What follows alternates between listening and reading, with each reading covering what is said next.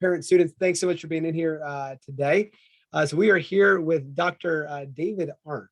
He was a Yale undergrad, went to UC Irving, I believe, for your PhD. You know all kinds of amazing languages, which I always find fascinating.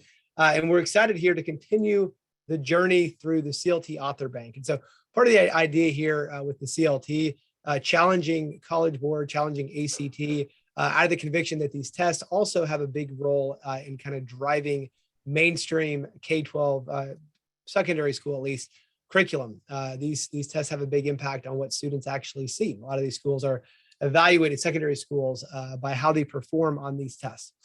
So the idea with CLT is instead of putting students in front of kind of boring, meaningless, bland passages, we really want to put you in front of kind of the very best of what has been thought and said. And we had this really cool idea just a few months ago of what if we kind of paired some of the top professors, some of the top teachers, tutors in this case, as I think they like to be called, at our partner colleges with the authors in the CLT Author Bank.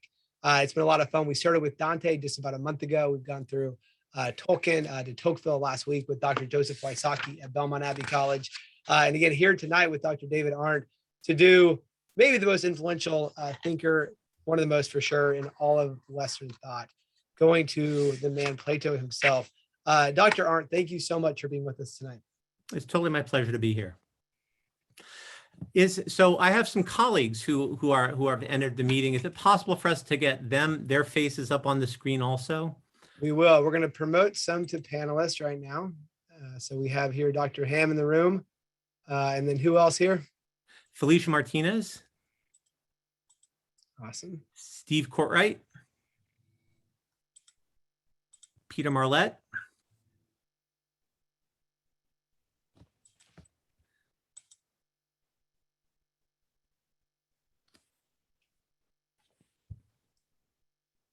All right, any more? I'm not sure who was able to make it. So if there's someone else who would like to come in, please on chat, let us know that you'd like to come in. All right. All right, fantastic. Dr. Ham, good to see you again. All right, well, I'm excited about this. So the integral program is something I just discovered in the past year, and it's kind of growing, I think, in popularity, especially among CLT test takers. And I know programs like UD and TAC are very popular, and it sounds like for students looking at those schools that another great option to put on the list would be the integral program. So if that's of interest, students, parents, hang on at the end of the hour here. We'll be talking kind of more in depth about the integral program, when to apply, and any of the questions you may have about that. But right now, we will turn it over to Dr. David Arndt and your team. Again, thanks so much for being here, and it is all you. Okay, so when we were invited to do a webinar, we were invited to do a lecture, but lectures are not really something we do in the integral program. So I thought that what we could do instead is read part of a dialogue by Plato, and then we could just look at some key passages and think about the questions they raise and have a discussion, which is, the way that we actually do things in collegiate seminars. So I'm not going to give a lecture. I'm going to post significant passages from Plato's dialogue, The Apology, and we'll have a discussion. And if anyone who's listening in would like to ask a question on chat, please feel free to ask any question you would like, and we will do our best to try to answer it. So I hope we can get some sort of disagreement going here among the integral tutors. It usually is not very hard. Let me screen share, and I'll put up some slides having to do with Plato. Here we go. I'm gonna hit this. We'll do full screen. So there we go. The quote that everybody knows from The Apology is, "The unexamined life is not worth living." A very weird thing to say. What does it mean? In what sense could it be true? What does it mean to live an examined life, and how can we live it? So to try to think through these questions, instead of my giving a lecture, we'll just read and discuss the actual dialogue from Plato. So minimal background on this dialogue. In 399 BC, the philosopher Socrates was accused of two things: of not believing in the gods that were honored by Athens, and also corrupting the ethical character of the young people. And at his trial, he gave a speech in his own self-defense. But despite the speech, the jury found him guilty and sentenced him to death. he drank hemlock and died. So years later, a student of Socrates named Plato, who had been at the trial, wrote from memory a version of Socrates' speech, and that's the text which is known as the Apology. So Socrates himself did not write the text. It's a text by Plato. So one of the first, he was accused of, again, of two things: of not believing in the gods and of corrupting people. One question is, what were the accusations? And so Socrates distinguishes between two kinds of accusers: those who knew they were lying, but he says there are also people who in good conscience repeated what other people said. So Socrates says, quote, "I have a lot of accusers and they've been making the accusations." Let me actually move this over. There we go. "I have a lot of accusers and they've been making their accusations for a long time now. And what's worse, they spoke to you in your early youth when you were most trusting, simply accusing me in absentia with no one there to defend me. So all the people who persuaded you out of envy and slander, and everyone who, having been persuaded by them, persuaded others in turn, all these people leave me totally at a loss, since there's no way to bring any of them into court or to cross-examine them." So we know what slander is. To slander is to lie, right? To say something that you think is untrue in order to deceive other people. But what is it to repeat things that other people have said without examining whether they're true or not? If I say something that's false, and I say it in good conscience because that's what other people say, it's not quite a lie. What kind of discourse is that? And I guess the other question to ask is, what is more inimical to a good life? Lying, or believing what others say without examining one's beliefs to see for oneself whether they're true? Who would you rather live with, a liar or somebody who says false things in good conscience?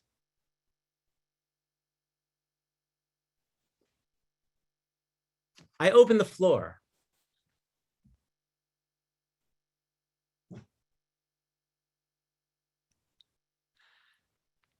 Tutor Courtright, I'm sure you have thoughts on this. First of all, I have to ask, can you hear me, David?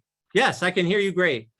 Excellent. I can barely hear you. I got new equipment this afternoon and it's not functioning, or rather, it's functioning as one would expect new IT equipment to function. So suppose I begin to answer by saying this. It seems to me the first answer to your question is that we all live with both all the time. Yes, what kind of a life could one live if one were surrounded by people who sometimes say things that are untrue with intent to deceive, and many times say things which are untrue without intent to deceive, but without examining the sources or the truth of their accusations or representations? The answer is, I'm guilty of that. You're guilty of that. Human beings are guilty of that in a fairly regular kind of way.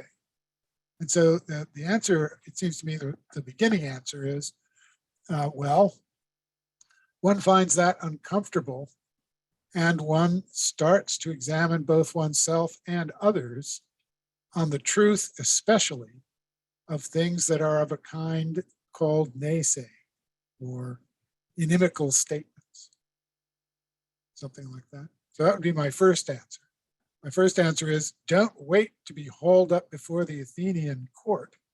Start examining people while you have them before you.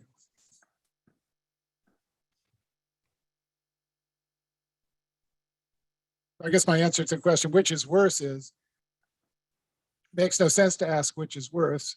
They both sap human community and human goodness, and they both have to be confronted on the notion that the line between them runs through each and every one of us. Tutor Martinez, Tutor Ham, Peter Marlette, what are your thoughts? I was just thinking, it seems if you are someone who repeats someone else's lie without backing it up or investigating, that is living an unexamined life.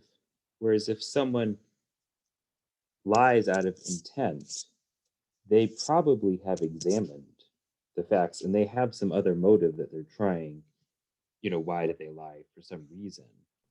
So it's interesting to think that you could live an examined life and that could cause you to lie or give you your own reason to lie. is because you have examined that Socrates is his popular figure and you don't like him politically. Let me lie about him. And is someone who doesn't live an examined life who would repeat those lies.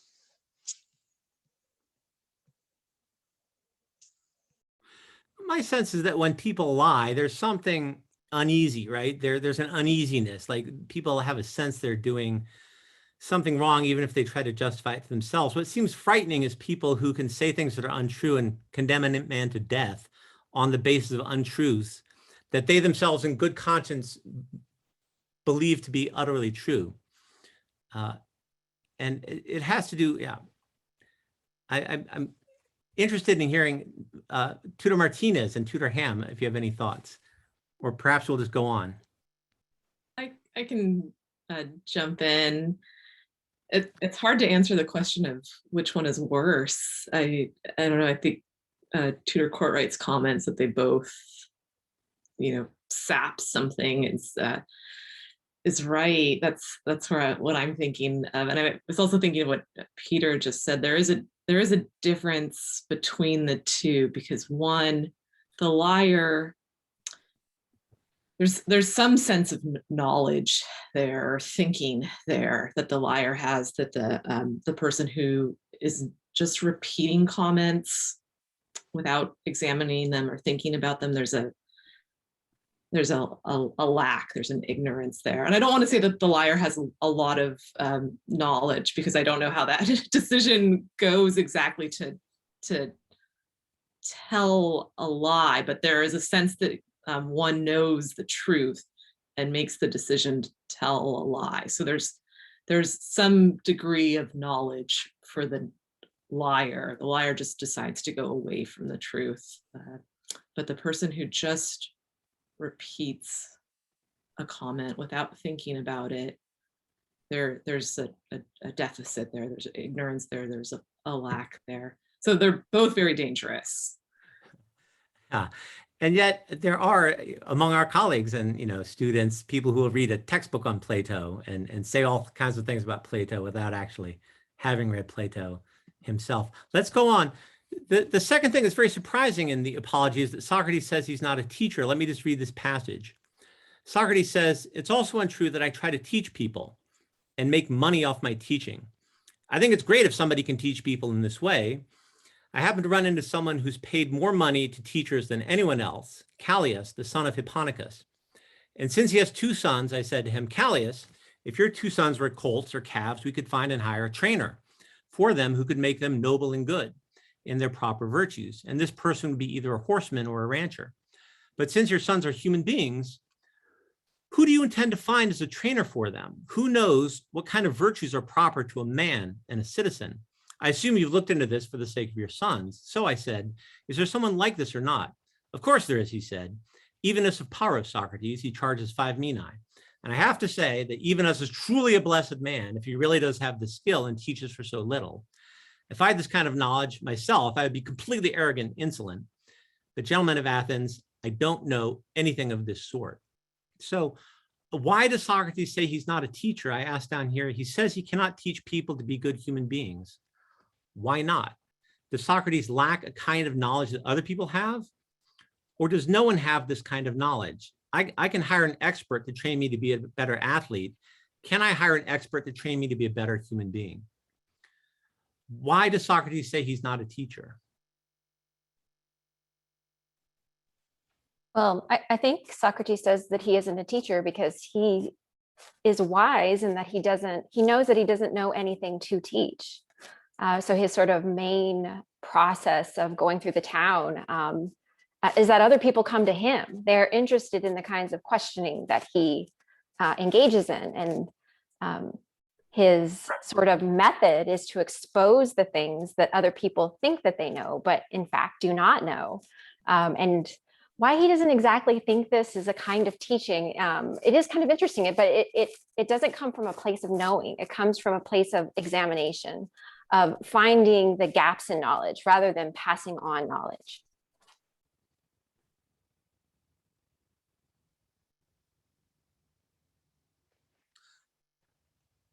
I'm wondering if he's being ironic here. It seems like if the problem with the Athenians is that they tend to believe things without thinking for themselves about whether they're true or not, Socrates is not going to solve that problem by giving them a new teaching that they can believe in, throw away the old teaching and give them the new one. So it seems, I'm wondering whether Socrates is being ironic here, or whether are there people who can teach me how to be a good human being? I just have to find the right teacher. Or is that a misguided quest? What do people think?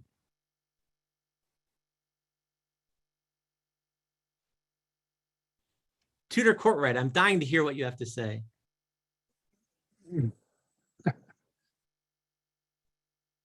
Well, you may actually expire before I get it out, but it goes something like this, wouldn't it? The notion that being a good human being is notional is something that you can, as it were, pass around. Seems to be, well, highly suspect, right? That what it means to be a good human being is to do well and speak the truth, or something like that. I'm now quoting Polemicus from the first book of the Republic. That's a starter anyway, right? To do well toward others and to speak the truth as you see it. And that is not notional. That's practical. Right? So, and it's not something that one could, as it were, hand on as an instruction. Now, you might be able to illustrate it by your person, which I take it is the sense in which Socrates might be called a teacher. Might be called an illustration in his person of what it is to be and act in a way that could be described as noble and dedicated to truth. I suppose he's not a teacher if teacher has the sort of, well, common or vulgar sense of someone who passes around the tokens of instruction to others. I agree with that. I don't think that this is ironic. I think that Socrates is comparing himself to the kinds of teachers that he sees around him, and is being forthright in saying that he isn't a teacher if that is a teacher. It strikes me that he says, you might be implicitly denying that there are any teachers. I think he definitely says that horses are to us as we are to the gods, right? That we're able to train horses. Horses can't train themselves. They need someone with a superior understanding. It's almost implies that like we can't, there's no human being who has that kind of superhuman wisdom that would allow us to find a guru or a teacher who would just train us how to live a good life. There would be a question, wouldn't there, about whether for a human being, living a good life is the sort of thing that could emerge from training. It seems like to be a good human being would be precisely to be untrainable. Why I'm dying to hear, why do you think so? Well, because the human act is to do the thing required, is to discern and do the thing required at every moment. And a training means to induce a routine.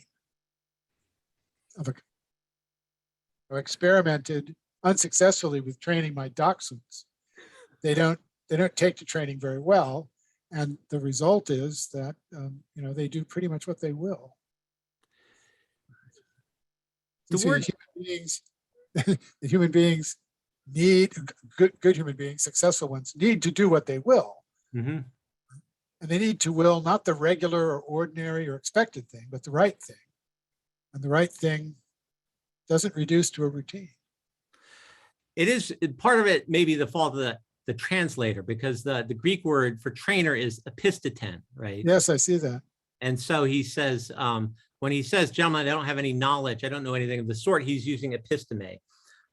So episteme, right. Yeah. I'll push back. I like the notion of training because, as you say, living well is a matter of how we do things. It's an activity that can't be fully communicated just in words. But let's lurch violently forward. Oh wait, can I Yes. just add before you lurch. I was just thinking about the question to be a better human being. What does that look like exactly? To be a good athlete, I feel like I can start to piece that together. To be a good human, I feel like I would need help in that conversation. As even in the text, who knows what kind of virtues are proper to a man and citizen? What kind of virtues are proper to a man and a citizen? I think I could begin to explore that, to think about that, to examine that. Could I teach someone that? I don't have, well, then now I sound like I'm Socrates. I don't have the answers myself, but I think that's what Socrates is saying, that maybe you could examine that, you could explore that, but does somebody know, can they hand that over to someone, especially with all of the different situations that humans face, and big and small, ethical and emotional decisions that someone has faced? How do you hand over knowledge about how to act in all of those different situations? But isn't that the question of parenthood, though? I have a daughter, and I'd like my daughter to grow up to be a wise person. I feel like it's easy to convey information to other people. You just put it into words, it comes across. I think that Tutor Courtwright is right, that you try to put wisdom into words and it either sounds stupid or it doesn't sink in. So it seems like an open question whether wisdom can be taught, and if so, how it can be taught. But we're going to violently lurch forward, because Socrates, there was an oracle, the oracle of Apollo, who said that no one was wiser than Socrates. And so Socrates wanted to examine the truth of this statement by trying to find people that were wiser than him. So he talked with three kinds of people: politicians, poets, and craftsmen. And in each case, he decided they weren't as wise as they thought they were. So and this is a genuine question. I think about this a lot. I don't have an answer, but are these three examples of the same thing? Are the politicians and the poets and the craftsmen unwise in an identical way? Or is Plato trying to give three examples to point to three different aspects of unwisdom, three different ways in which we can be unwise? And so what does their lack of wisdom show about wisdom itself? So the first person he went to was a politician. Let me just read this out, and then I would like to know what people think. Socrates says, I went to see someone who was said to be wise. I thought that there, if anywhere, I could disprove the oracle and show her, saying, you said that I was the wisest person on earth, but look, this guy is wiser than me. So I asked him some questions. No need to say who it was, but he was one of our politicians. And after talking with him, I thought that even though he seemed to be wise to everyone, and most of all to himself, he wasn't really wise at all. And from then on, he considered me his enemy, and so did a lot of people who had been there when we spoke. And I walked away thinking, well, at least I'm wiser than this guy, since neither one of us knows anything worth knowing. Kalon ka'agathon, literally noble and good. But he thinks he knows something when he doesn't know anything. Well, even though I don't know much of anything, at least I don't think I do. So I seem wiser than him in this one little point. I don't think I know what I really don't know. So here's a genuine question. What does it mean to say that the politician does not know anything worth knowing? Is wisdom knowing everything? Is the politician unwise because he knows absolutely nothing? Because he thinks he knows what he does not know? Is the politician unwise because he doesn't know the difference between what's worth knowing and what is not worth knowing? I think sometimes people talk about wisdom as if you would be wise if you were like God, if you were omniscient, you could see everything. Are there some things that are worth knowing and other things that are not worth knowing? Just general, how is the politician not wise?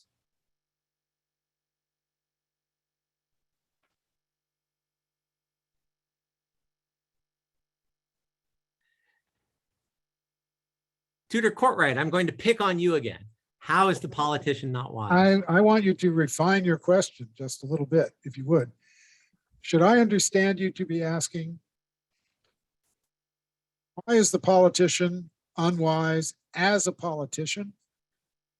Or why is this person, who incidentally happens to be a politician, someone who's unwise? In other words, it's not clear to me that there's any such any such thing as the wisdom proper to a politician. After your last book, you might want to disagree with that. But it seems to me I find it difficult to put my hands on a notion of a wisdom that would belong to the politician as such. Politicians deal with opinion, right? And they deal with judgment. They have to see singular situations in their singularity. So opinion. It seems to me that the politician is a sort of jumped up citizen. So he's a citizen who is in the position to undertake for other citizens the sort of judgment they might exercise if they were on the spot,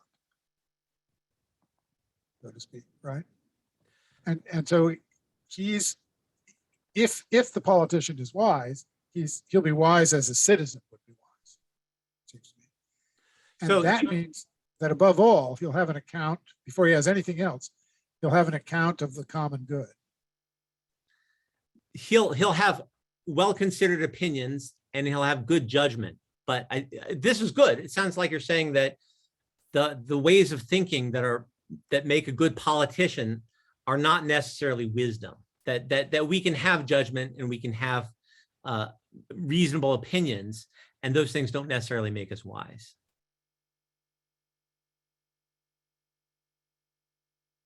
I'm inclined to agree with that to the following extent, namely that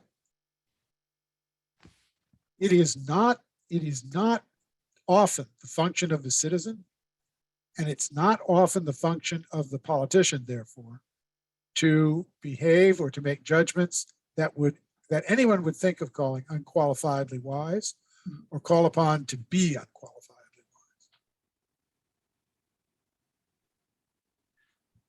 I'm It just seems to me that the sort of partnership that is a state calls for things to be convenient before they're good.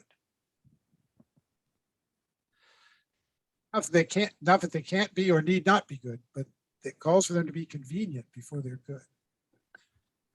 I wanted to just jump in and add from the chat. Haifa wrote, I thought this was an interesting comment, wrote, I would say that the very nature of this field of interest, the very nature of his field of interest shows this. He's occupied with the mundane and the daily. So the politician is occupied with the mundane and daily. And I would take that to mean as opposed to being interested in wisdom. I just wanted to add that comment in there. I thought that was an interesting observation. I would just add then too, just building off of that then the politician's problem is that he's this sort of trumped up figure. He is a trumped up citizen. And so perhaps should think of himself as embedded in the daily and the mundane, but instead thinks of himself as wise. And so the quote that you read, Tutor Arndt, says that his problem is that he seems to be wise to everyone and most of all to himself. And so he just has this overinflated sense of his occupation, when really maybe he should just think about the daily and the mundane as his sort of purview. He's deadly wrong if he thinks that the acts of the state are an artifact and that he's in charge of its polishing and production. That's excellent. I think that takes us to the next question, because the next question has to do with craft or craftsman. Well, actually it has to do with the poets, right? Because he says the second person that he goes to are the poets. And Socrates, he explains here, this is very interesting, why he thinks the poets are not wise. He says, I went to the poets, the writers of tragedies and lyrics and dithyrambs and the rest, thinking that here I might catch myself knowing less than them. I would take their most carefully composed words and I would ask the poets what they meant, thinking that I might also learn something from them. Gentlemen, I'm ashamed to tell the truth, but it has to be told. It's almost no exaggeration to say that just about anyone who happened to be standing around there could have spoken better about their works than the poets themselves. So in the case of the poets, I realize that they don't compose their poems through any sort of wisdom. They work by nature and through a sort of inspiration.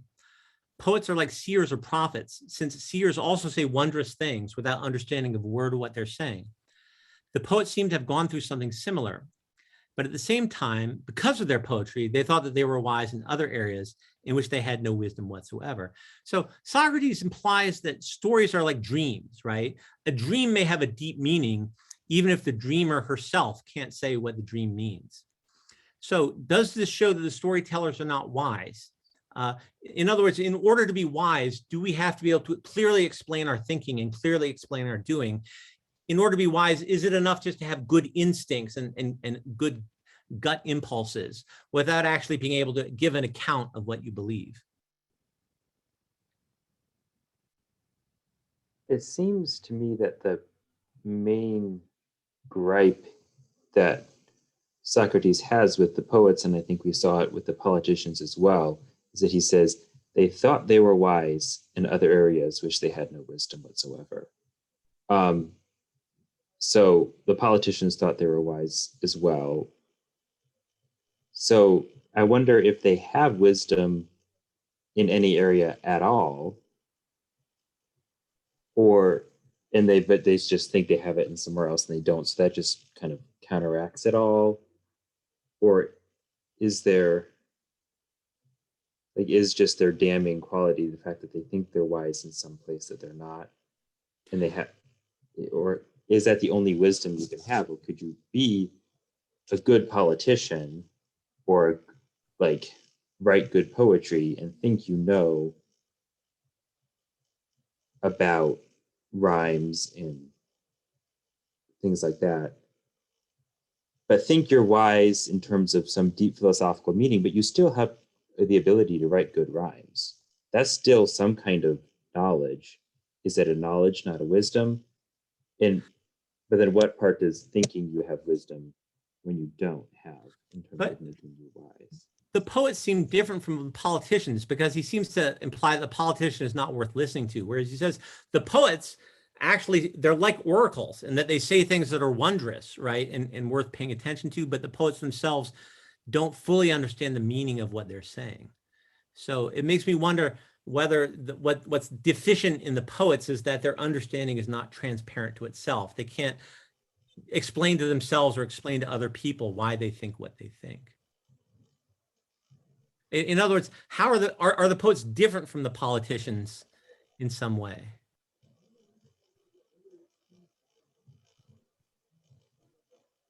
Yeah, I think the point you brought about they are worth listening to because they are like the seers.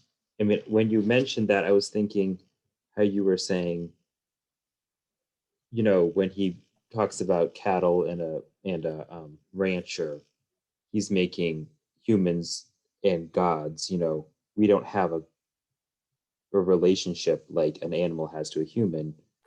Like that would be humans versus gods. So is there some kind of divine element in the seers and in the poets, like that would make a situation where the ratio would be the same between a cattle and a rancher?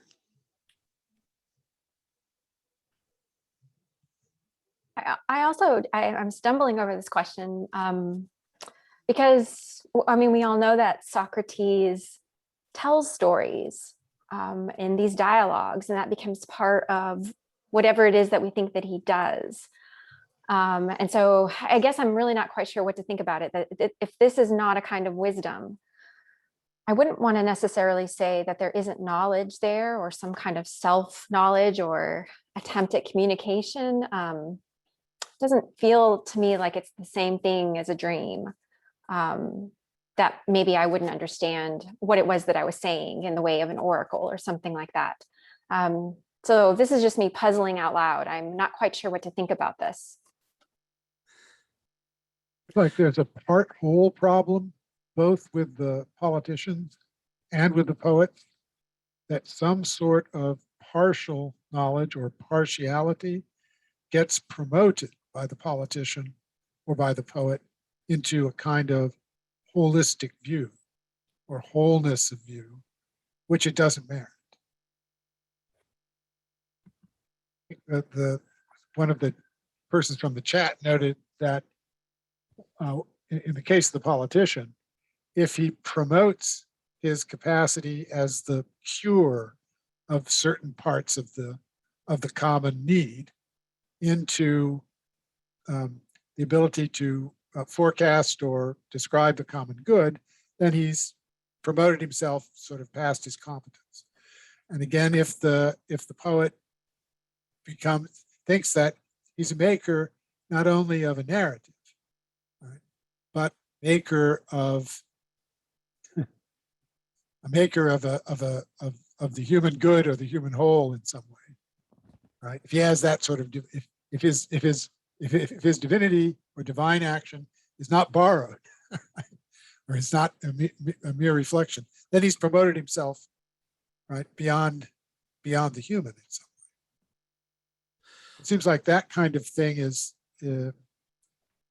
something like that kind of thing is lurking in both of these cases so far. Both cases we've considered so far. Yeah.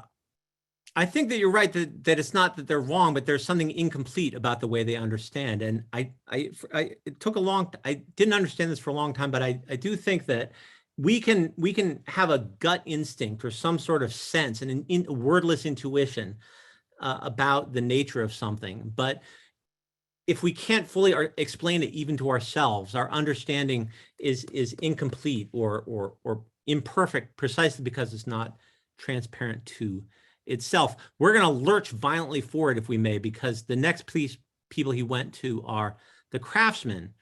And he says that the craftsmen actually did have a technical expertise, and so they did know things that he didn't know. But this technical expertise was not the same thing as wisdom. So Socrates says, finally, I went to the craftsmen, the hand workers, manual workers. And I realized I barely knew anything myself, but I thought that at least people who work with their hands would know what they were talking about. And I wasn't wrong. They knew a lot of things that I didn't know. And in that way, they really were wiser than me. But still, gentlemen of Athens, it seemed to me that they made the same mistake that I saw in the poets. Since they were experts in their craft, they all thought that they were experts in other more important matters. And this mistake eclipsed whatever wisdom they really had.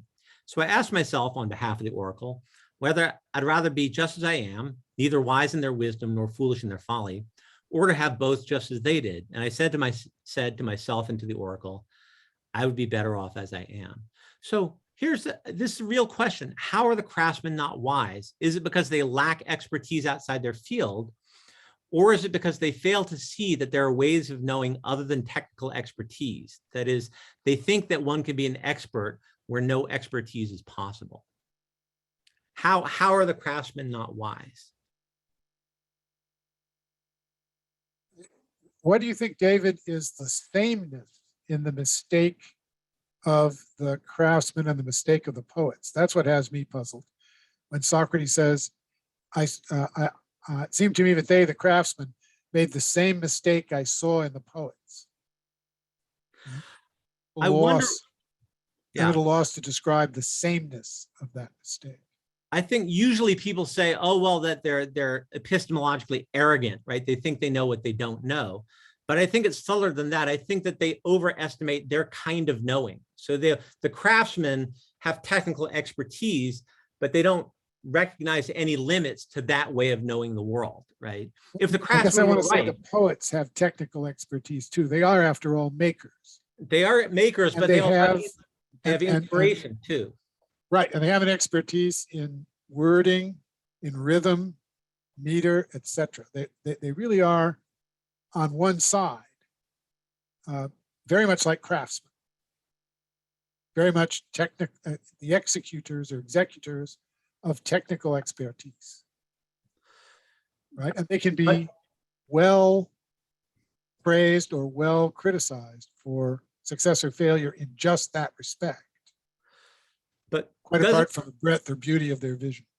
But doesn't Plato himself say in the Phaedrus that if you're a poet, technical expertise will only get you so far, and that you need inspiration to produce truly great poetry?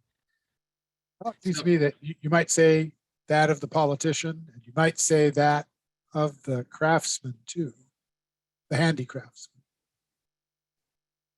At least so far as is, to borrow a word that that Haifa has in the chat, they have to have a kind of aesthetic inspiration.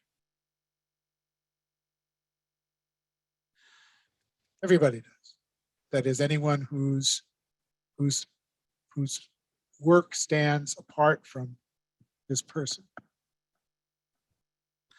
It just struck me that this question that Socrates asked seems very relevant today, because I think there is, in some parts of the American public, a sense that what we need is technocrats in the political realm. We need experts. Like what we should do is just give the government over to people who can manage it in an expert way, and then we can kind of no longer have to pay attention to politics. And it seems like the craftsmen are people who don't recognize that technical expertise is one limited way of knowing the world. They think that any problem can be solved technically, that every problem is a technical problem. That's worse than that, right? To think that every human question is a problem is a huge mistake.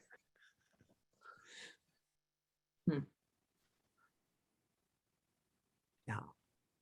Just to answer your question, if you describe my tendency to interrupt you, which I hereby own, as a personal problem, you have the wrong take on it, right? It's not a personal problem. It just, for years and years, I thought that Plato is giving three examples of the same thing. And I guess in a way he is, but it's not just that they think they know what they don't know, but that they don't recognize the limits of their particular kind of knowing. At least that's the way I interpret it. But we're going to lurch forward. The question is, why care about wisdom? And I think this kind of gets to the heart of this question of the examined life. Socrates says it's foolish to care about money and status more than wisdom. So this is near the end when he's on the verge of being condemned to death. And he says, as long as I live and breathe, I will never stop looking for wisdom and urging you to do so too. I will keep on saying to whomever I meet, as if I were challenging in court, whether he was qualified to be a citizen, best of men, citizen of the polis, which is foremost in wisdom and strength, aren't you ashamed that all you care about is making money and promoting your reputation and honor, and that you don't care about thinking or truth or about how to make your soul as strong and good as possible? And if anyone objects and claims that he does care about these things, I won't just let him go and walk away. I'll talk with him and ask him questions and cross-examine him. And if it seems to me that he claims to be virtuous but doesn't really have actual virtues, then I'll harass him for caring about trivia and neglecting what really matters. And I'll do this to anyone I meet, young or old, foreign or citizen, although more to my fellow citizens since we're more closely related. Rest assured, gentlemen, this is what the God commands. And I think no greater good has ever been given to the city than my service to the God. Because when I go around, all I'm doing is urging you, young and old, to concern yourselves first and foremost, not with your body or your finances, but with your soul. Since I say, virtue doesn't come from wealth, but virtue brings out what's good in wealth and in everything beneficial to human beings, both in private and in public. If I'm corrupting our young people by saying this, then it must be harmful. But if anyone claims that I say anything other than this, he is lying. So, open question. What does it mean to say that wisdom brings out what's good in wealth? I assume that wealth is good, but can wealth be harmful? Can reputation, success, and honors be harmful? So Socrates says that he's poor, right? But does wisdom consist in not caring at all about external goods, reputation, honor, wealth? Or does wisdom mean being able to see what's good, both good and potentially harmful in external goods? So why would it be wise to care first and foremost about the strength and health of your soul? It seems like this is we're getting to the heart of the apology, but I feel like this is the most opaque and enigmatic passage. I need help understanding Plato. I just want to bring up Skylar Combs in the chat says, how do we know what other knowledge Socrates is referring to? And I think this knowledge that you just brought up, Tutor Arndt, is exactly that. It's this, what is this wisdom that we should pursue? I think that's what Socrates was referring to was, and it seems in terms of your question about what is good in wealth and can it be harmful, it seems to me an explanation would be like, if you're wise, then when you're wealthy, you will do good with your wealth. You'll be generous.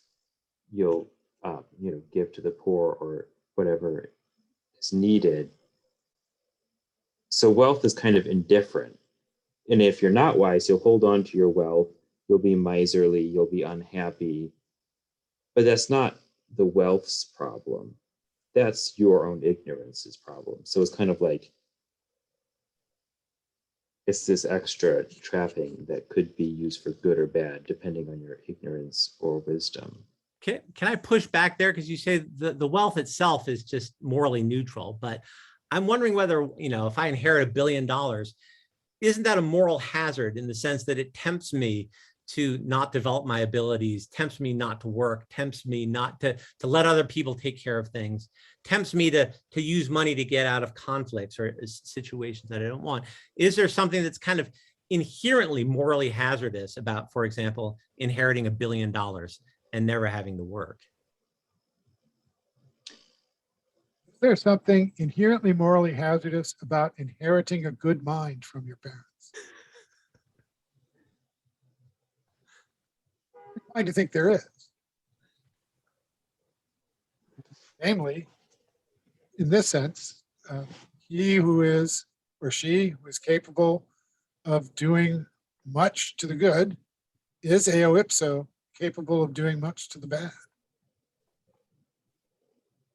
So Socrates might or might not agree with this, but St. Augustine is supposed to have said somewhere, if you have the right attitude toward wealth as a means and never as an end, then no amount is too much. And if you don't, then any amount is too much. But you're saying it's the same thing is true of intelligence, that intelligence isn't necessarily good, that you can, if Same you're is true of anything that's, I'm reading beneficial to human beings in your translation as of utility or of advantage to human beings. Right? And it seems to me that anything that is of advantage to human beings is the sort of thing that can be used for good or ill. So, but here's a question. It seems like then if wisdom is our ability to see what's beneficial and what's also potentially harmful in all, not just worldly goods, but even intelligence and things like that, it seems like wisdom would be the one thing that's unconditionally good. The one, because it would allow you to see the relative value and danger of all kinds of other things. It's the one thing that you couldn't possibly have too much of. It would have to be unconditionally good. I would think anything that could be described as a virtue would be of that character. Since it would, right? So you'd have to think about wisdom as a quasi-moral virtue. We'd have to think about it as at least as closely related to justice, temperance, prudence, as it is related to episteme, that is causal knowledge or contemplation or comprehension. We'd have to find a way to see it both, to think of it in both ways. If Now, are they, Socrates' notion here is correct. you say, think of it like a virtue. Like a moral virtue. Could it be a moral virtue? Could wisdom, like it seems to me, if it is like it, if it's on the same playing field as wisdom and any of your moral virtues, So if you think of a virtue, oh, sorry, go ahead. they might be in the same category and thus be, reducible to the same. Well, if you think of a virtue as that which makes the possessor good as such, so then it seems to me the question is, are human beings unified sorts of beings? So that the same thing that makes them good in one respect will make them good in every respect. It seems to me that one answer there is no. Human beings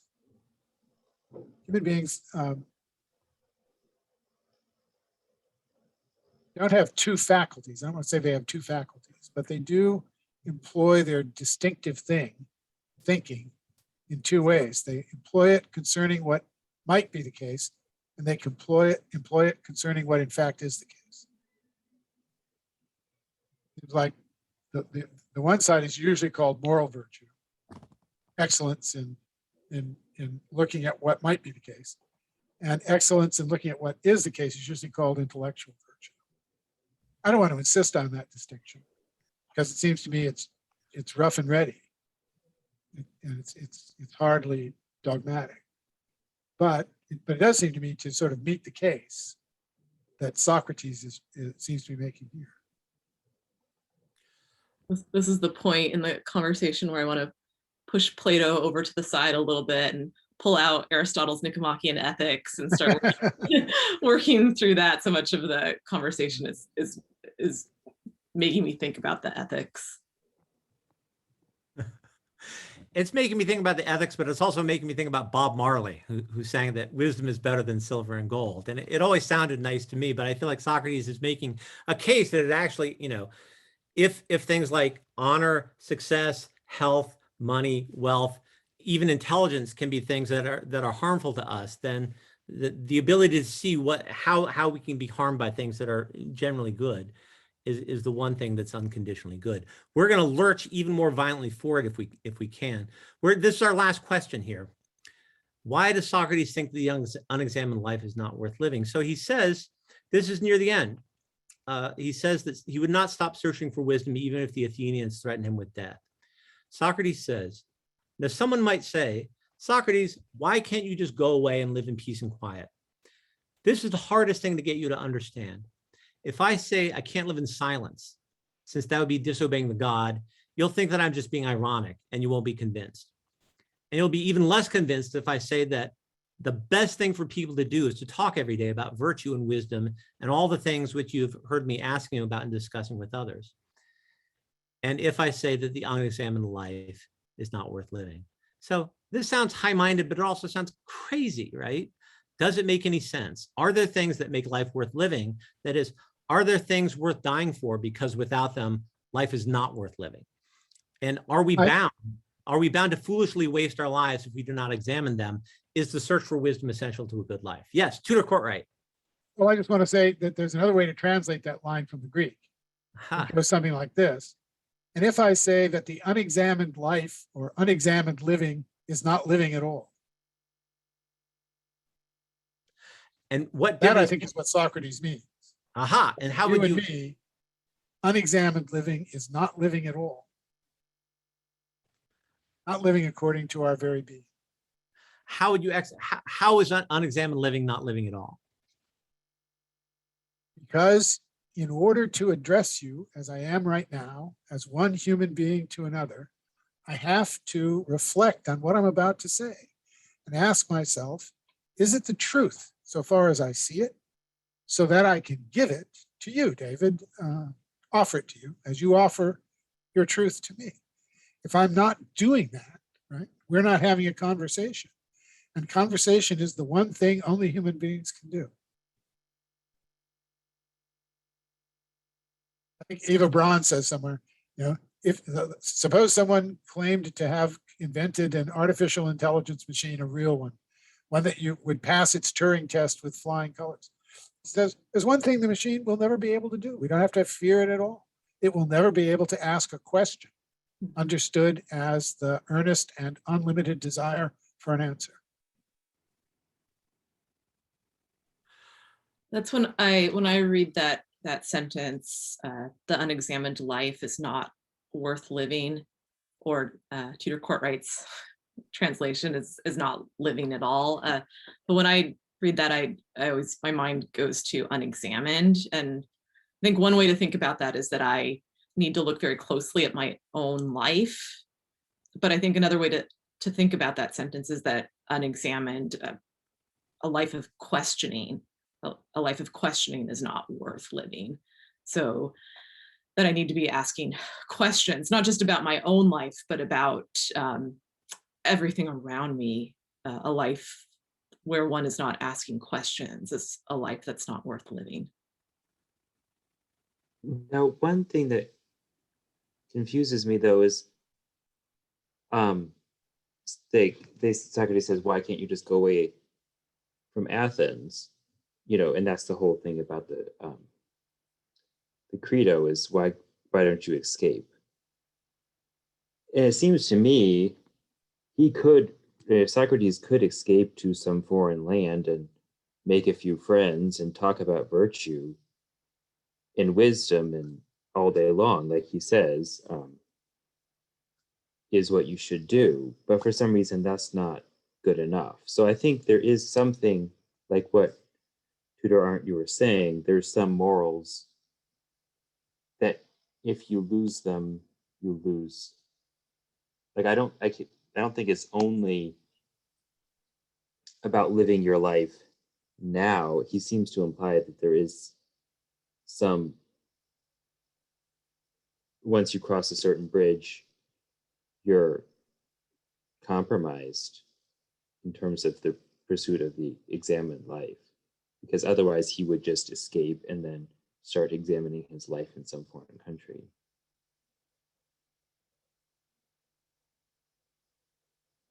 Well, maybe this is where we can think about him being ironic when he talks about himself as a teacher. And I mean, even if he wouldn't want to use that word, he does say in this dialogue that he knows that anywhere he might go, the same thing is going to happen to him because he's going to continue to examine. In the chat, Haifa says, the unexamined life is a life of absent-mindedness. He can't, it would be antithetical to his being to not continue to question. So no version of being silent and quiet with his friends would be living an examined life, I think, for Socrates. So there isn't really a choice for him. He is going to continue to live that wholeness. And if others say no, his only other choice, I guess, is death.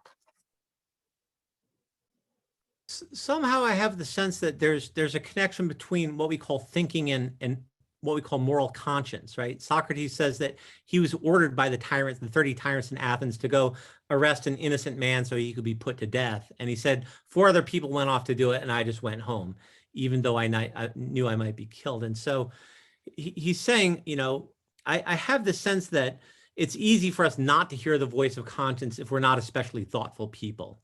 This is what Hannah Arendt said about Adolf Eichmann, the architect of the Holocaust, is that what struck her most about Eichmann is that he was a completely thoughtless person. He was totally incapable of putting himself in the position of other people or considering the world from more than one point of view. So somehow I feel like Socrates is pointing here to something that's very important. Is there, Tutor Ham, can I give you the last word here? Is there something you'd like to say? I wasn't expecting that. So yeah, I don't know what the last word is, only that I've really enjoyed this conversation and that's learned a lot from all of you.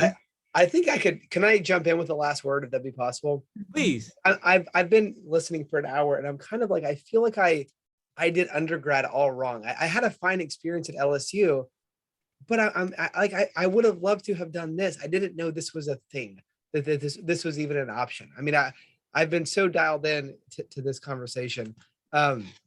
Amazing. And we've I think kind of have a living legend with us here. So Dr. Courtwright, you've been at St. Mary since 1978? Is that accurate? Yeah, that's accurate. Okay, fantastic. Well, I joined the program when I was 18 and I couldn't bear to leave. It's totally understandable why. I mean, and this is exactly like why we wanted to do this, instead of kind of telling students like why this is an awesome option, of like actually giving them a taste of it. And I feel like I got a taste of it, and I hope other people can make a good decision and go to the integral program. I'm kind of regretting my own undergraduate decision, to be honest. The listener should know that Peter Marlette spends 3 days a week educating me. That's great. So if I can do a little song and dance number about the integral program here. I would love to hear that, because we actually, the majority of the viewers on this now, I think this is kind of becoming a resource for a lot of homeschool families as well. Yeah, so students who are kind of curious, how do they apply? Give us kind of the details here. So I'll just say, so we chose Plato's Apology, right, because of its emphasis on dialogue, right?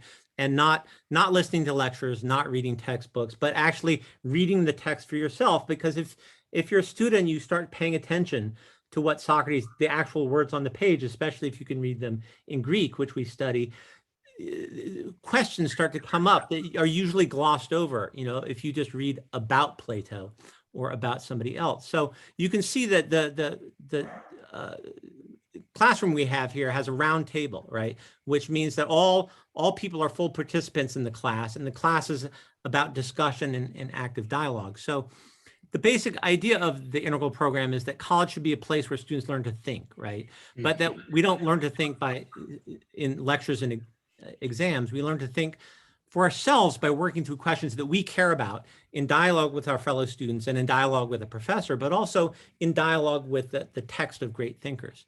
So the integral program is different from ordinary departments in 4 ways. The classes are all student-centered and active. The curriculum is a coherent 4-year program. The faculty get to know the students as persons, and students are part of a community that learn together. So very briefly, the classes are all centered on dialogue. The readings are the original books of great thinkers, and assessment is not through grades. Assessment is through projects, right? When students take my Greek course, the end of the first semester is they have to translate the first 18 verses of the Gospel of John, which means there's the word faith, pistis, the word truth, aletheia. These are words that they have to decide for themselves what they mean. And so I think by rating people on projects, it pushes students to work towards their own understanding of things. Very quickly, the curriculum is a 4-year program of seminars, labs, and tutorials. The seminars allow students to discuss literature, philosophy, politics, history, theology, and other fields. In labs, students do hands-on work in astronomy, physics, and biology. In the tutorials, they study math, language, and music. These are all active, right? In math, you go up to the board and you work through propositions. In astronomy, you go out and you look at the night sky. It's in rhetoric, you get up and you speak. So it's learning through doing in the best sense. The faculty in integral are known as tutors rather than professors, because our job is not to give lectures. Our job is to get to know our students as persons and help each student develop his or her abilities to the fullest.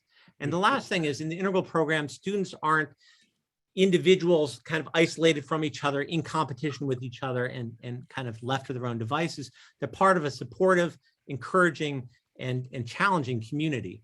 And because the classes go through the program as cohorts, they develop real friendships and get to know each other very, very well. So I'm going to end with some quotations.